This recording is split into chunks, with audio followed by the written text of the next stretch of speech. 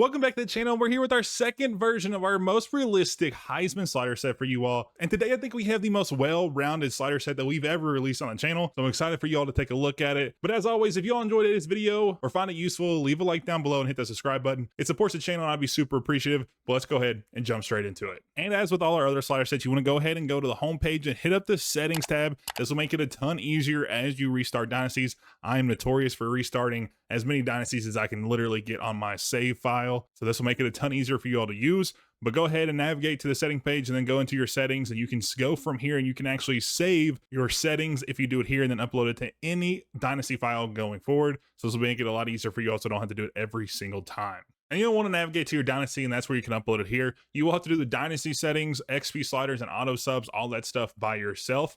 The only thing it actually does help you with is the gameplay settings. I don't know why they don't have this like a pre-setting you can save, but it is what it is. And before we get into the rest of this, I will at the end of this video let you all know some mods that actually affect gameplay and stuff. There's like 2 or 3 different ones that I'll suggest you all at the end if you want to stick around if you're on PC. If you're not, don't worry about it. You can use these if you're just on console. But for those people that want that, you know, extra challenge or just want a little bit of an easier plug and play, we'll have those at the end for you all. So your dynasty settings is going to be on Heisman. This is a Heisman slider set, so just keep that in mind. All this stuff is pretty standard, coach firing on and stuff like that. I have my manual progression turned down to 0 just because I do like to navigate some of our player XP progression. You can play that with that on or off. Verbal commit influence I have on 25. I haven't really seen it really make a drastic change. If you get the player, you're 99% of the time going to get them to verbally, or if you verbally commit them, you're going to get them to hard commit. And then clock management, we have 2 different suggestions here. The first one, which is what I play on most of the time, is going to be the 10-minute, 20-second play clock, and then the 12-minute, 16-second play clock. If you do the 12-minute one, don't go any lower than 16 seconds because there are some pre-snap motions that if you go below this, you won't be able to pull off with just how the game runs pre-snap stuff. So just be wary of that. But my personal one is going to be 20, or the 10-minute with the 20. And then the wear and tear. I'm not going to list out every single setting, but I will list out the ones I know that we did change from the last slider set. So most of these are all going to be exactly the same, except for I think hit stick and cut in stick we turned up just a hair. Same thing with defender tackle advantage, we turned up to 38, and then sack impact we did a 32. The rest of the stuff's pretty standard, and then per play recovery stuff we increased a little bit as well. So your stuff like between quarter increase or recovery is going to be 65, halftime, and then week is going to be 80. And we just did this because we do want to still have an effective wear and tear, but we don't want it completely affecting your game and completely taking out, you know, 4 or 5 top players that are going to be your starters every single season, because if on base settings it seems to do that very, very often. So this will just turn it down, but you'll still get somewhat of an effect. And then we have the transfer portal stuff. I have this on 18, 45, and 45. I personally like this a little bit lower just because it still makes you weigh players' interest and also their NIL requests, but it doesn't absolutely decimate the bottom end of your roster. It keeps those, you know, younger, not as developed guys from just entering the portal just because they didn't necessarily like how much they got played. It's like they shouldn't have gotten to play because they're like a 65 overall, but the game logic just kind of messes up in that way. So this helps that just a little bit. It may stave off some of that. So your top players are still going to want that high dollar NIL, and they're going to be leaving if you don't meet their expectations. So it's not going to affect most of that stuff. And the rest of this is all going to be off, but this is all just situational stuff that if you want to change it, you can. And then here's our gameplay sliders, the meat of the video. Most of the stuff is pretty much the same. I do think I turned up pass blocking slightly, wide receiver catching down to 45, run blocking at 42. Ball security I did turn down to just 2 just because I think it just helps a slight bit. You'll see a little bit more fumbles and stuff. Interceptions at 38, pass coverage 50, 62 at tackling. I like tackling a little bit higher so that you see less just broken tackles. This still lets the CPU juke you out, but it just limits just like those egregious, like just completely missing guy for no reason. CPU pass accuracy, I turned down to 42. Pass blocking, I turned up to 55 just to give them a little bit of help on that side of the ball. Wide receiver catching still at 42. Run blocking, I turned down to 40. The CPU is insane this season in running. If you like that, turn this back up a little, but I think 40 is a good spot. Maybe we can turn it down a little bit, but we'll see that in version 3 possibly. Ball security, I turned it down to 48 as well. Interceptions at 30, pass coverage at 48, and then tackling at 55 again. I like them to tackle me better so I can't just juke it all the way down the field and just get open runs. I like to be a little bit more realistic in that way. And then pass coverage. This game's a lot better than the last couple years. We used to have to turn this down to like 30 to get a good response on Heisman, but I think it's pretty competitive at 48. And then for special teams, we're going to do 42 for all of them except for kick power. We're going to do it 52. They did turn the pump power way down in the base game, so having this on 42, possibly even 45. I haven't done a ton of testing with it since they made the update. It seems pretty good, but right now I have just really bad punters, so it's kind of give and take. So if you get those elite punters, you may want to turn it down some so you're not kicking like 80 yards, but that's preference. Injuries, I turned down to 15. The base game has it on 10 because they, for some reason, can't fix the code. So they just turned down the injuries to 10 rather than fixing the code and having it on base. Anyways, it's at 15 for me. I like to see a little bit more injuries than what the base game provides right now. Fatigues at 62.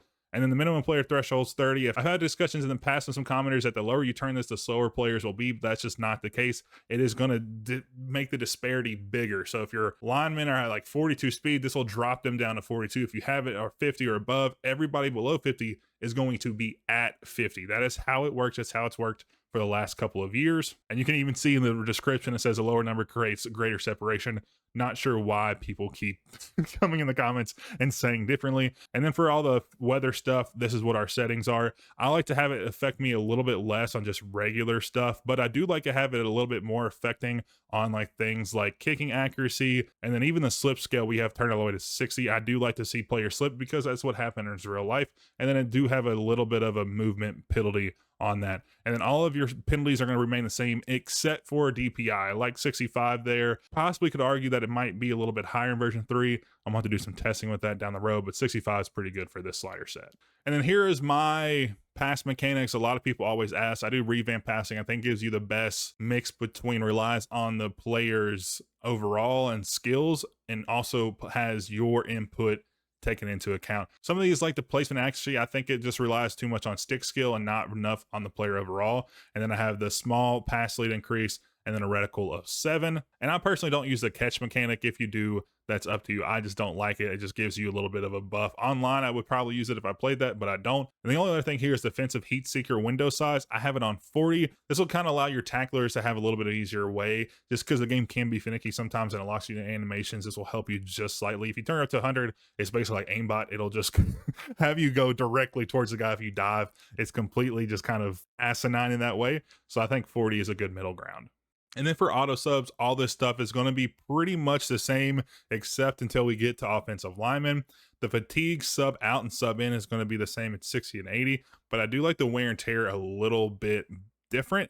I like it on a custom with the 52 and 68. I think this subs them out a little bit more frequently, but it also doesn't keep guys in there that are going to be getting hurt if that's the case. And the same thing with the defensive tackle side of the ball. I like this on custom 52, 68 as well. And same thing for defensive end. But those are the only 3 changes I've made this season. I think the last one I did change the halfbacks a little bit. I've gone back and forth. Right now, I just have it on normal. We'll have to do a little bit more testing, but right now I think this is a good spot for it. And then for our lax slider slate, before we get into the recommendations for mods, everything's pretty much the same except for tight ends. We have them at 120, which is going to give you 20% boost to their XP. And then we also have all 3 lineman categories up 10%. I just don't think they develop as well as they probably should. Fullbacks probably can get a boost, but I don't really play with fullbacks. I know most people probably don't, but if you do like that, toggle with this just a little bit higher, maybe 108 to 115. And then for the defense, cornerbacks, free safeties, and strong safeties, so basically your secondaries, is going to be up 5%. There are good, but I just feel like, especially with how little there are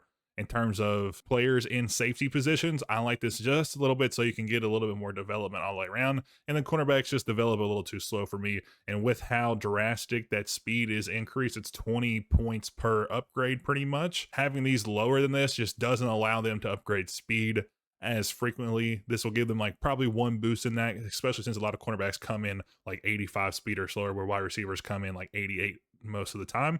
It's just going to make your cornerbacks play a little bit better down the line. And then special teams XP, I did up 20 as well on both of these. This is just more preference. Kickers and punters don't really affect the game too much, but I do like having them develop just a little bit more, especially since a lot of their abilities cost a lot this season. It'll get their overall moving a little bit faster. So the first of our 2 recommendations in terms of gameplay mods is going to be by Canes21. He's done a ton of work. This is going to be a harder mod. It's going to be one that's going to be pretty difficult for you all to manage. I played with it a little bit, and honestly, I thought it was insanely hard, probably because I wasn't playing on the right pass style. He says, or he recommends placement. I was playing on revamped still, and it was just like impossible to throw in good passes. He's updated pretty frequently, and as you can see here, the most recent update came out last night at 10:30, which I recorded this on the 22nd. So if y'all wanted a little bit more of a challenge, even then, like in the game you can make, this is going to be a good one for you to use. And it's also still a just good base gameplay mod for you to use as well.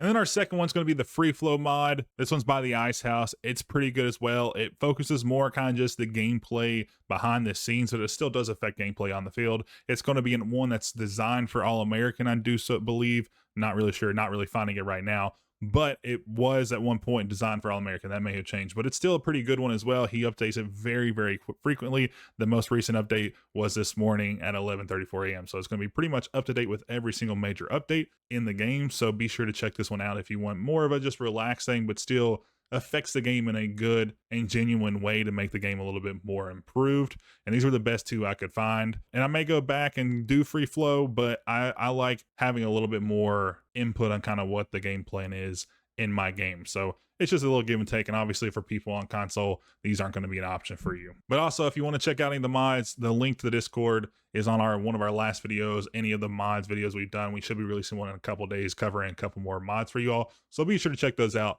But as always, I appreciate y'all tuning in. I hope y'all enjoy. If y'all do use this, let me know in the comments what you all think, whether there's some issues with it, if blocking's too good or too bad, whatever it is, let me know in the comments. I'll get back to it. I'll try to update for version 3. But I appreciate you tuning in. I hope y'all enjoyed. As always, I'll catch you all in the next one.